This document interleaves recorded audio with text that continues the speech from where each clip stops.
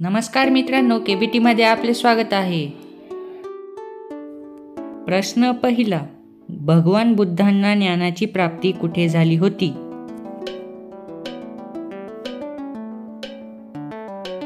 भगवान बुद्धांना ज्ञानाची प्राप्ती बोधगया येथे झाली होती। प्रश्न दुसरा, पंजाबी भाषेची लिपी कोणती आहे?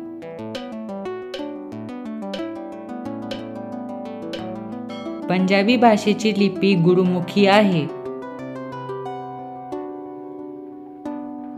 प्रश्न तिसरा, कलेक्टर होण्यासाठी कोणती परीक्षा द्यावी लागते? कलेक्टर होण्यासाठी CSE परीक्षा द्यावी लागते। प्रश्न चौथा, आर्य समाजाची स्थापना कोणी केली होती? आर्य समाजाची स्थापना स्वामी दयानंद सरस्वती यांनी केली होती। प्रश्न पाचवा, वातावरणात सर्वात जास्त प्रमाण कोणत्या वायूचे असते? वातावरणात सर्वात जास्त प्रमाण नायट्रोजन वायूचे असते। अजून व्हिडिओसाठी चॅनलला सबस्क्राईब करा। धन्यवाद।